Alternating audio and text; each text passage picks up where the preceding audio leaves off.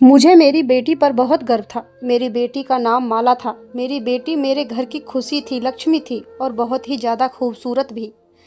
जब उसने कहा कि वह डॉक्टर बनना चाहती है तो मैंने उसे नहीं रोका। मैं उसे क्यों रोकती? मैं चाहती थी कि वह डॉक्टर बने, लेकिन हम गरीब लोग थे। फिर भी बड़ी मेहनत करके उसे डॉक्टर बनाया था। अभी उसके हाउस जॉब के दिन थे, यानी कि इसके बाद वह एक पूरी तरह डॉक्टर बन चुकी थी और अपना अलग से क्लिनिक भी बना सकती थी। लेकिन अभी वह नए डॉक्टरों की सूची में थी, इसलिए नए डॉक्टरों को ज़्यादा मेहनत का काम दिया जाता है। जैसे ही नाइट ड्यूटी वगैरह सब जानते हैं कि रात को जागना बड़ा मुश्किल काम है। जब उसने मुझे बताया कि उसकी नाइट ड्यूटी रहेगी तो मैं बड़ी परेशान हुई। मैंने कहा कि जब तक तू घर नहीं आएगी बेटी, मैं परेशान रहूंगी। वह मेरी इकलौती बेटी थी। मेरे दो बेटे भी थे, लेकिन जो प्यार मुझे बेटी से था वह बेटों से नहीं था। उसके पापा भी उसे बहुत प्यार करते थे। घर में उसकी एक बुआ भी रहती थी, वह भी उसे बहुत चाहती थी। उसने कहा कि मैं ड्यूटी बदलना नहीं सकती, ऊपर से ऑर्डर आया है, आप परेशान मत होना। अस्पताल में मैं अकेली थोड़ी होती हूँ, और भी लोग होते हैं। उसने बड़े प्यार से, बड़े तरीके से मुझे समझाया। मैंने क्या मसला है, लेकिन वह बड़ी जिम्मेदार थी। डॉक्टर के पास कहाँ वक्त होता है कि वह एक गिलास पानी भी पी ले, और नाइट ड्यूटी का डॉक्टर वैसे ही बड़ा बिजी रहता है। लेकिन फिर भी वह रोज़ मुझे फ़ोन करती थी, पर आज उसका फ़ोन नहीं आया तो मैं बड़ी परेशान हो गई। जब मैंने फ़ोन किया तो बेल तो जा रही थी, लेकिन कोई फ़ोन नहीं उठा रहा था। मैं परेशान हो गई। मेरा दिल कांपने लगा कि न जाने क्या हो गया है। और फिर जिस हालत में मेरी बेटी को घर लाया गया वह मैं ही जानती हूँ। लेकिन उसके बाद उसका फ़ोन भी हमें नहीं दिया गया। पर उसकी एक दोस्त थी जिसने हमें बताया कि माला की तरफ से मुझे एक वीडियो मिली है। वह जब हमारे घर आई तो उसके फ़ोन में एक वीडियो थी जो हमें मिल गई। जब उस वीडियो को चलाया तो पैरों के नीचे से ज़मीन निकल गई थी, और फिर पूरा देश मेरी बेटी के साथ खड़ा था। उस वीडियो के अंदर एक दिन मेरी बेटी अस्पताल से वापस आई तो कहने लगी, माँ भगत, मुझे एक सवाल का जवाब दो कि अगर आपके सामने कुछ गलत हो रहा हो तो क्या उसे रोकना चाहिए? मैंने कहा, हाँ बिल्कुल रोकना चाहिए, क्यों नहीं रोकना चाहिए। ये तो भगवान भी कहता है कि सिर्फ सच्चाई और हक का साथ देना चाहिए। मेरी ये बात सुनकर वह कहीं खो गई। मैंने कहा, माला खाना खा लो। कहाँ खो गई है? देख, आज तेरी पसंद का दाल भात बनाया है। उसको ये खाना बहुत पसंद था और वह देखते ही खुश हो जाती थी, लेकिन आज कहीं खोई हुई थी। जब मैंने बार बार पूछा तो कहने लगी, माँ अगर कुछ ऐसा बुरा हो रहा हो जिसको रोकने की आपके अंदर ताकत भी ना हो तो फिर क्या करना चाहिए? मैंने कहा, तो फिर भी लड़ना चाहिए बेटा, कोशिश करनी चाहिए। जब इंसान कोशिश करता है तो भगवान उसका साथ देता है। पर तू किस बारे में पूछ रही है और इतनी परेशान क्यों है? नजर आ रही है? कहने लगी, कोई बात है, बस एक टेस्ट है, उसमें नंबर लगवाने की कोई बात चल रही थी तो उसके बारे में मैं कह रही थी। मुझे उसकी इस तरह की बातें समझ नहीं आती थी क्योंकि मैं ज़्यादा पढ़ी लिखी नहीं थी, और फिर वह तो डॉक्टर बन रही थी। बस मैं चुप करके सुन लेती थी, लेकिन जब भी मुझसे कोई बात पूछती थी तो मैं उसका जवाब अपनी तरफ से अच्छे तरीके से ही देने की कोशिश करती थी। मुझे मेरी बेटी से बड़ा प्रेम था। हम लोग बड़े गरीब थे, उसके लिए मैंने अपने जेवर बेचा था और बड़ी मुश्किल से उसकी फीस भरी थी। मुझे उससे बहुत प्यार था। वह एक अच्छी बेटी और अच्छी इंसान थी। एक दिन वह बालकनी में खड़ी थी जब अचानक से डर गई और भागती हुई नीचे आ रही थी। मुझसे टकरा गई। मैंने कहा, क्या हो गया बेटा, तू इतनी परेशान क्यों लग रही है? सब अच्छा तो है ना? उसने कहा, एक लड़का खड़ा है। मैंने कहा, कहाँ खड़ा है? कहने लगी, हमारे घर के नीचे। मैंने कहा, तो क्या हो गया? यहाँ पर तो बहुत सारे लोग आते जाते हैं, कुछ खड़े होते हैं, कोई फ़ोन पर बात करता है, इसमें परेशान होने की क्या बात है? उसने कहा, आप मेरी बात समझी नहीं। वह न रोज़ यहाँ पर आता है और हमारे घर की तरफ देखता है। जैसे ही मुझे देखता है दूर दूर से मुस्कुराता है, पता नहीं क्या सोचता है। मैंने कहा, जब तक वह दूर खड़ा है वह कुछ भी कर सकता है, मुझसे रोक भी नहीं सकती। अगर वह तुझे कोई बात कहे तो तू उसका मुंह तोड़ देना। मैंने कहा ठीक है, और मैं बालकनी में खड़ी थी जब वह घर से निकली, क्योंकि आजकल उसकी नाइट ड्यूटी होती थी, इसलिए वह शाम को ही जाया करती थी। जब वह बाहर निकली तो आज उस लड़के ने उसका रास्ता रोक लिया। मैं दूर से ये सब कुछ देख रही थी। पहले वह लड़का कुछ बोला, फिर माला ने कुछ कहा और फिर उसने उस लड़के के मुंह पर थप्पड़ मार दिया। वह फिर हाथ रखकर एक तरफ को चला गया और माला अस्पताल के लिए रवाना हो गई। मैं पूरा दिन सोचती रही, ये लड़का कौन था? मेरी बेटी को उसने क्या कहा? आज उसने मुझे फ़ोन भी नहीं किया। वह रोज़ मुझे फ़ोन करती थी। जब शाम को वापस आई तो मैंने उससे पूछा, वह लड़का क्या कह रहा था? कहने लगी, तो वह बुरा लड़का नहीं है। मैंने कहा, बुरा लड़का नहीं है तो फिर तूने उसे थप्पड़ क्यों मारा? तो माला ने कहा, जब मैंने उसे थप्पड़ मार दिया मुझे बाद में पता चला कि वह बुरा नहीं है। वह अस्पताल में किसी औरत के साथ आया था, तब से उसने मुझे देखा था। कहता है कि आप मुझे बहुत अच्छी लगती हैं। उसने ये बात बड़ी ही इज्जत से की थी, वरना किसी और तरह से भी कह सकता था, लेकिन उसने तो मुझे गुस्सा आ गया और मैंने उसके मुंह पर थप्पड़ मार दिया। लेकिन जब मैं जा रही थी तो उसने पीछे से ऐसी बात की कि मैं हैरान रह गई। मैंने पूछा, क्या बात की? तो कहने लगी, माँ उसने कहा था कि चाहे तुम मुझे रोज़ एक थप्पड़ मारो, मैं फिर भी रोज़ तुम्हें देखने के लिए यहाँ आऊँगा, क्योंकि जब तक मैं तुम्हें देखूँ नहीं मेरे दिल नहीं गुजरता। ऐसी बात तो कोई वही कर सकता है ना जो आपको सच्चा प्रेम करता हो। मैंने कहा, तू भी कितनी मासूम है, तूने एक पल में ये अंदाज़ा कैसे लगा लिया कि वह सच्चा प्रेम करता है? जो मर्द होते हैं ना, इनको पता होता है कि औरतें बातों से खुश होती हैं, इनको बड़े बड़े बातें करनी आती हैं। अगर इतना ही दम है उसमें तो उसको कह दे कि मेरा घर रिश्ता भेज दे। मैंने कहा कि ये बात बिल्कुल ठीक रहेगी, पर माला कहने लगी कि ऐसे कैसे वह रिश्ता भेज दे, और अगर उसने रिश्ता भेज दिया तो क्या आप मान जाओगी? मैंने उससे समझाया कि हाँ मैं मानूंगी, लेकिन अगर वो इस काबिल हुआ, हम तुझे डॉक्टर बना रहे हैं, तेरी शादी किसी आम आदमी से थोड़ी करेंगे। अब माला रोज वहाँ से गुजरती थी और वह पहले से ही खड़ा होता था। उसे कुछ कहता नहीं था, कुछ बोलता नहीं था, लेकिन वो दोनों एक दूसरे को देखते थे। माला के अंदर मुझे कुछ बदलाव नज़र आने लगे थे। मुझे ऐसा लगता था कि जैसे वह भी उस लड़के को पसंद करने लगी है, क्योंकि जब वह वहाँ से गुजरती तो उसके चेहरे पर मुस्कान होती थी और आजकल वह काफ़ी तैयार होकर जाती थी। वह जिस अस्पताल में काम करती थी, पहले वहाँ पर पढ़ाई करती थी, इसलिए कभी तैयार होकर नहीं गई। कहती थी कि मैं स्टूडेंट हूँ, स्टूडेंट को मेकअप करने की इजाज़त नहीं है, और उसके बाद उसकी आदत बन गई, क्योंकि वहाँ पर ऐसा कोई था नहीं जो उसको जानता नहीं था, तो वह उसके सामने अच्छी दिखना चाहती थी। लेकिन जिसके सामने अच्छी लगना चाहती थी वह घर के सामने ही खड़ा होता था, इसलिए घर से तैयार होकर जाती थी। उस लड़के के बारे में मैंने थोड़ा सा पता करवाया था, क्योंकि वह हमारे घर के सामने खड़ा होता था, तो इतना तो पता होना चाहिए। मैंने अपने छोटे बेटे से पता करवाया था। उसने कहा था कि इसका नाम राम है और यह सामने वाले घर में रहता है। सामने वाले लोग तो बहुत अच्छे थे, पूरे मोहल्ले वाले लोग उन्हें जानते थे और कहते थे कि वह अच्छे लोग हैं। और मैंने कहीं ये भी सुना था कि उनका एक ही बेटा है और उसकी माँ को अपने बेटे पर बड़ा गर्व है। लेकिन ये बेटा यहाँ क्या करता रहता था? मेरे छोटे बेटे ने शायद गलती हो गई, किसी और के बारे में पता करके आ गया हो। एक दिन बहुत बारिश हो रही थी। माला अपने कमरे की बालकनी में खड़ी थी और सामने ही वह लड़का खड़ा था और बारिश में भी गीला हो रहा था। मैं उसके लिए चाय लेकर आई तो मैंने भी ये सब देख लिया। मुझे कहने लगी कि देखो ना, सर्दियों की पहली बारिश है और ये कैसी हरकतें कर रहा है। मैं भी हैरान हुई, लेकिन मैंने अपनी बेटी को कहा कि तू क्यों इतना सोच रही हो, ये तो उसकी अपनी मर्जी है। तुम अपने कमरे में जाकर बैठ जा, बाहर मत खड़ी हो, नहीं तो सर्दी लग जाएगी। मेरे सामने तो वह कमरे में आ गई, लेकिन मुझे थोड़ी देर बाद महसूस हो गया कि वह फिर से जाकर बालकनी में खड़ी हो गई थी।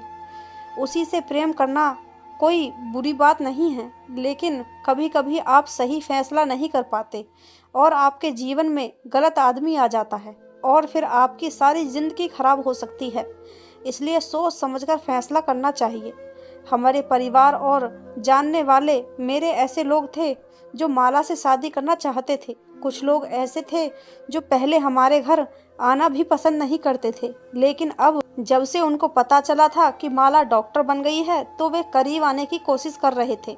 हमारे छोटे से शहर से डॉक्टर बनना आसान बात नहीं थी। हमारे पास तो वैसे भी इतने पैसे नहीं थे, इसलिए थोड़ा फ़ायदा भी हुआ था क्योंकि माला को स्कॉलरशिप मिल गई थी, वरना सारी फीस अपने पास से देना हमारे बस की बात नहीं थी।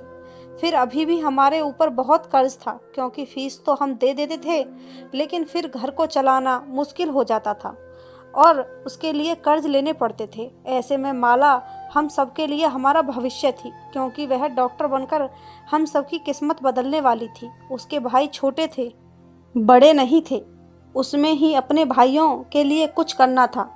भाई उसके लिए कुछ नहीं कर सकते थे, इसलिए मैं अपनी बेटी को बहुत संभाल कर रखना चाहती थी और ये भी चाहती थी कि उसका जीवन साथी अच्छा इंसान बने, जो उसको हमसे दूर नहीं बल्कि माला से बहुत ज़्यादा प्रेम करे।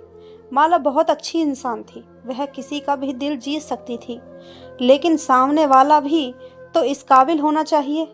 एक दिन वह मुझे कहने लगी कि माँ, मुझे आपसे बड़ी ज़रूरी बात करनी है जो मेरे बारे में है, मेरे भविष्य के बारे में है, मेरे जीवन साथी के बारे में है। मैंने कहा कि हाँ बोल, तुझे क्या बात करनी है, और मुझे समझ आ रहा था कि क्या कहने वाली थी। लगता है राम ने उसे के दिल में जगह बना ली थी और मुझे ये कहने लगी वाली थी कि राम के घर वाले रिश्ता लेकर आएंगे तो आप बात कर लेना। लेकिन बताने से पहले उसने मुझे कहा कि माँ, मेरे दिल में हमेशा जो जगह है आपकी और पापा की और मेरे भाइयों की है, वह किसी की भी नहीं है, और मैंने जो बात करनी है वह ये है। वह बोलने लगी कि उसको अस्पताल से कॉल आ गई।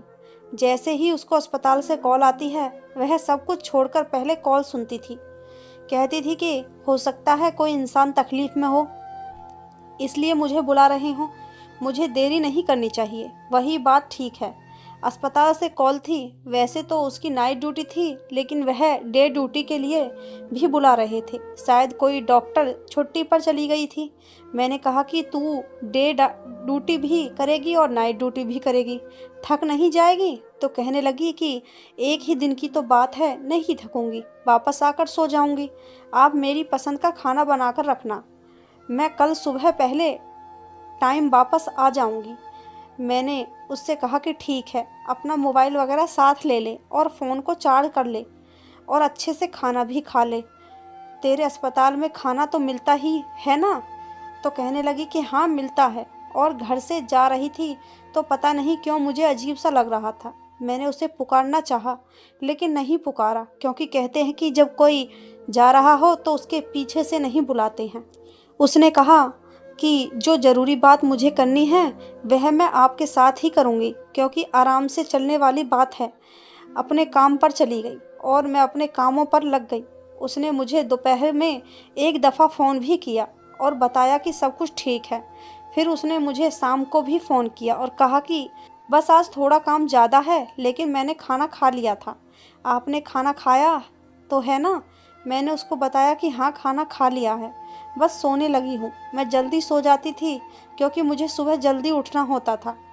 उसने कहा कि आप सुकून से सो जाओ, वहाँ सुबह मिलते हैं।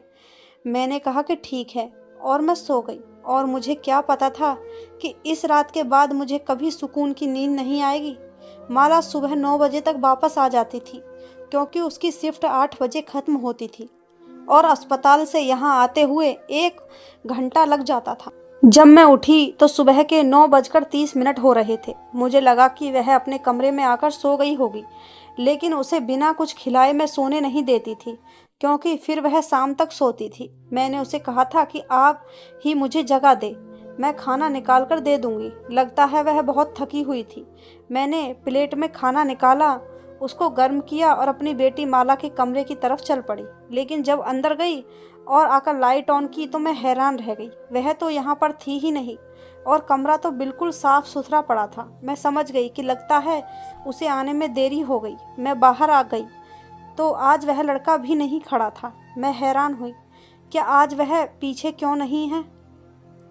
इस समय खड़ा होता है क्योंकि उसको भी पता होता है कि माला वापस आती होगी। आज क्यों नहीं खड़ा, कहीं बीमार तो नहीं होगा। मैं तो माँ हूँ ना, माँ के दिमाग में तो ऐसी ही बातें आती हैं कि माला मर तो नहीं गई, कुछ और तो नहीं हो गया।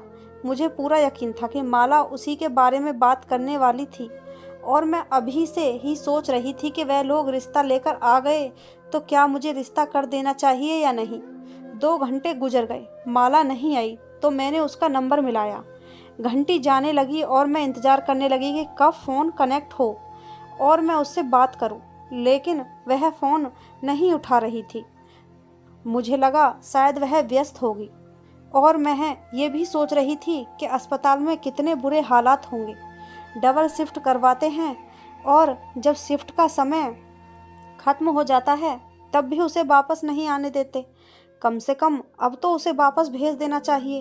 वह मुझे इस अस्पताल के बारे में बताती रहती थी। वह कहती थी कि यहाँ कुछ भी ठीक नहीं है, हर कोई अपना काम बेईमानी से करता है, कोई भी काम अच्छे तरीके से नहीं करता, चाहे वह सफाई वाला हो या कोई डॉक्टर, सबको पैसे की पड़ी है और कोई ना कोई अपने काम में ढील कर ही देता है। मैं उसे कहती थी कि तुम अपना काम अच्छे से किया करो, बाकी सबको भगवान को अपना मुंह दिखाना है और तुम्हें अपना। पर वह कहती थी हाँ, लेकिन उनकी वजह से मेरे काम पर ही असर पड़ता है। मैंने फिर से फ़ोन किया, घंटी जा रही थी लेकिन वह फ़ोन नहीं उठा रही थी और आज तक ऐसा नहीं हुआ था। अब मैंने उसकी दोस्त का नंबर मिलाया, वह भी फ़ोन नहीं उठा रही थी।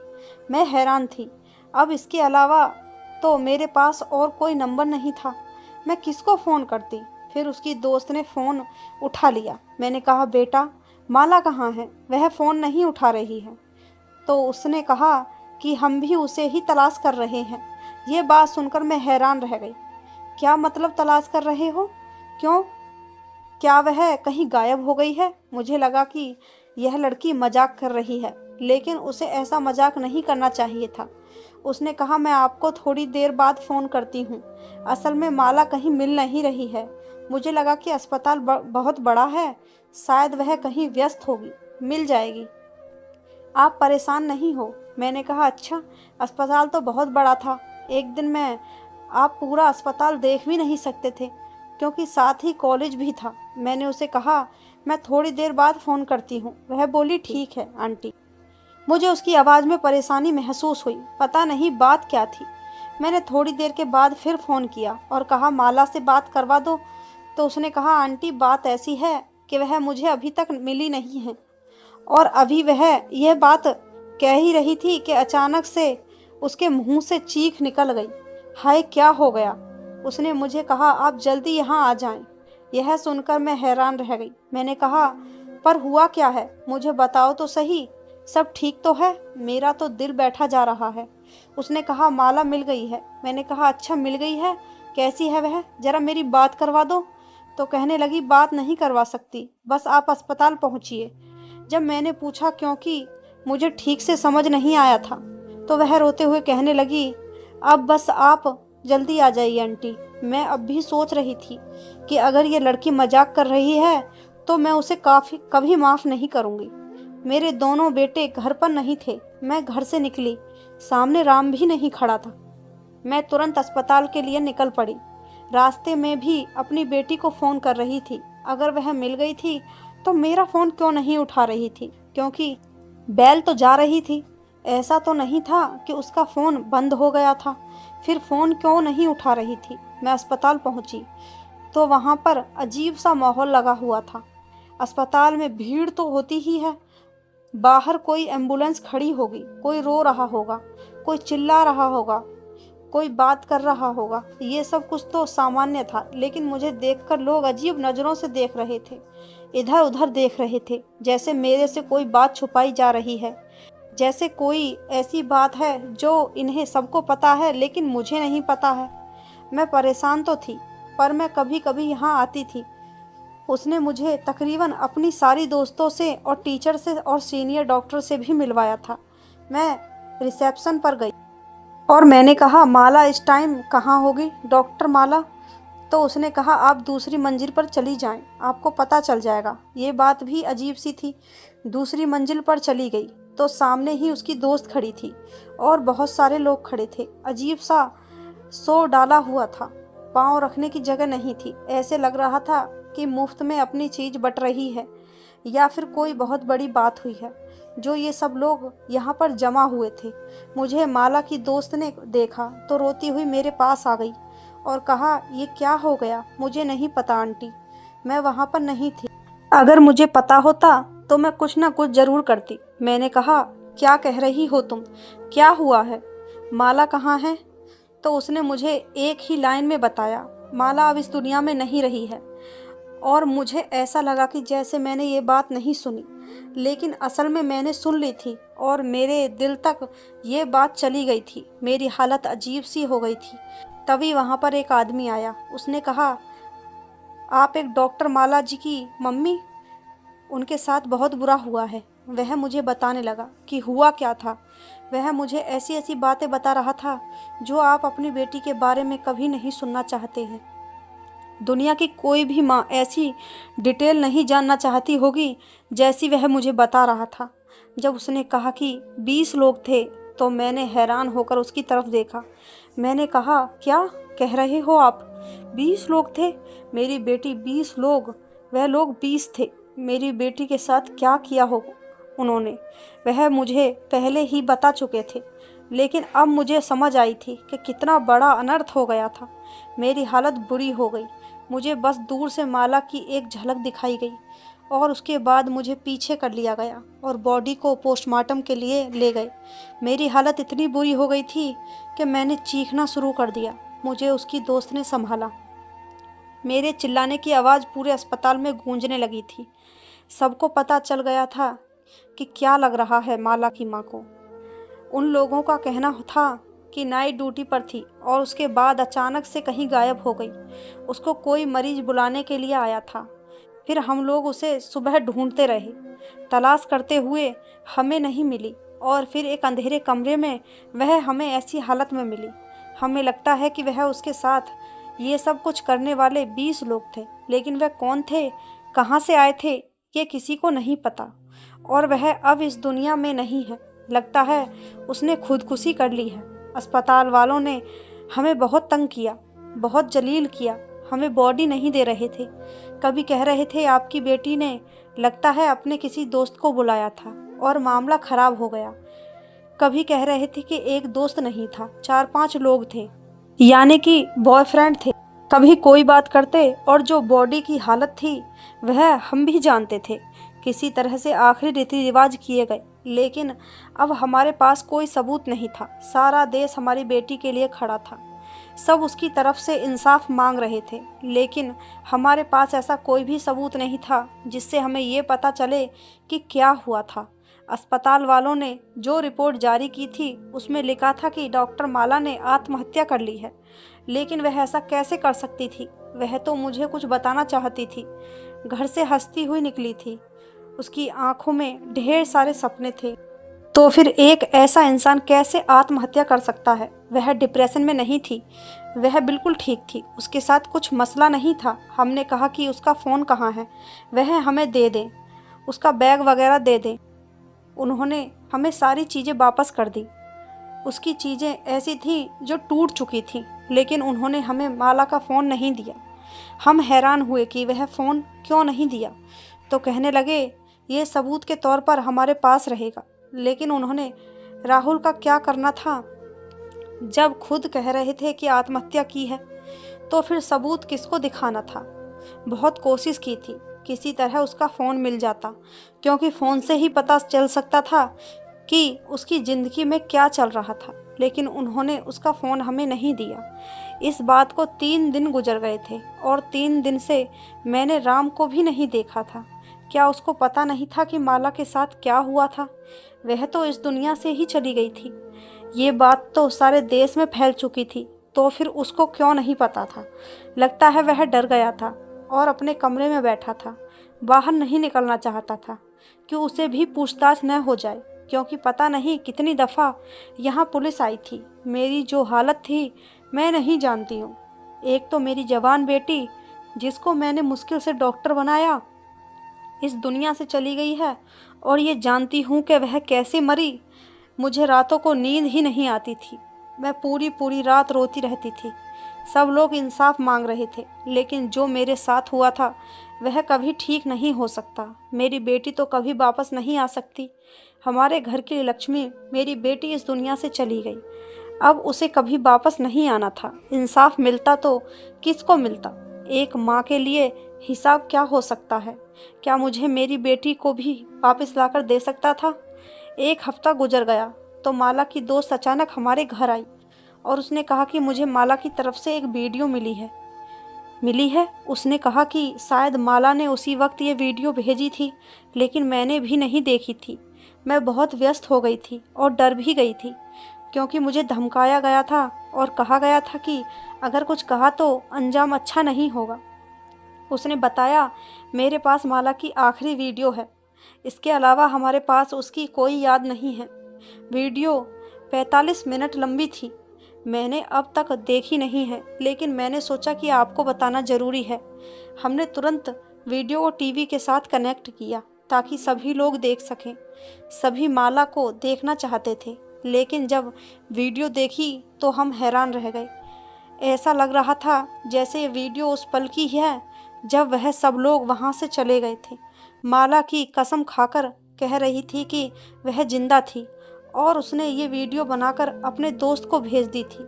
शायद उसने इस अपने अकाउंट से डिलीट कर दिया था, इसलिए उन लोगों ने अब तक हमसे नहीं पूछा कि क्या आपको कोई वीडियो मिली है या नहीं। उसकी हालत बहुत बुरी थी। उसके चेहरे से साफ झलक रहा था कि वह दर्द में थी। वह कह रही थी कि मैं अस्पताल वाले कुछ बहुत बुरा कर रहे हैं। मुझे सब पता चल गया है, इसलिए उन्होंने मेरे साथ ये सब किया ताकि मुझे चुप कराया जा सके। मरीजों के साथ अच्छा नहीं हो रहा है। बहुत बुरे से काम हो रहे हैं अस्पताल में।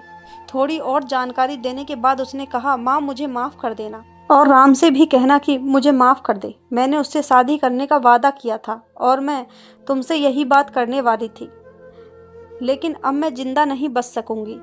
कोई मुझे नहीं बचा सकेगा। वह अपने भाइयों के नाम लेने लगी। परेशान नहीं होना और तुम लोग मेरा बहुत ख्याल रखना। आखिर में उसने कहा, मैं तुम सबसे बहुत ज़्यादा प्यार करती हूँ। तुम सब मेरे लिए बहुत खास हो। जहाँ भी रहूँगी तुम सबको याद करती रहूँगी। मेरे लिए उदास मत होना। ये वीडियो देखकर मेरा दिल बहुत दुखी हुआ। माला की दोस्त कह रही थी, इस वीडियो का कुछ ना कुछ करके हम इंसाफ दिला सकते हैं। मैं फिर से इतने बड़े दुख में चली गई थी। एक हफ्ते बाद हमें पता चला कि राम ने आत्महत्या कर ली थी। जब उसे पता चला कि माला के साथ इतना बुरा हुआ और अब वह इस दुनिया में नहीं है, तो उसने भी जहर खा लिया। उसने अपने आप को ख़त्म कर लिया। ये खबर सुनकर हमें और भी ज़्यादा बुरा लगा। राम अपने माता पिता का इकलौता बेटा था। इसका मतलब कि वह माला से बहुत प्यार करता था। जब उसे पता चला कि माला इस दुनिया में नहीं है, तो उसने भी आत्महत्या कर ली। अब इस बात को 1 महीना होने वाला था, लेकिन असली मुजरिमों को अब तक कोई भी नहीं पहुंच पाया है। सब लोग अपनी अपनी बातें कर रहे हैं, अपनी अपनी कहानियां सुना रहे हैं। मेरे पास बहुत से लोग आए हैं, मुझे तसल्ली दी है, कहा है कि सब ठीक हो जाएगा, लेकिन मुझे कुछ भी ठीक नहीं हो रहा है। आप लोग ही बताइए कि अब क्या करें। दिन पर दिन गुजरते जा रहे हैं और वह लोग तो इस सब के लिए जिम्मेदार हैं, अभी तक पकड़े भी नहीं गए। आपको क्या लगता है कि माला को इंसाफ मिल जाएगा? दोस्तों, वीडियो कैसा लगा कमेंट करके ज़रूर बताएं। वीडियो को लाइक और चैनल को सब्सक्राइब ज़रूर करें। दोस्तों, इस वीडियो को डालकर मैंने आपको जागरूक करने की एक कोशिश की है।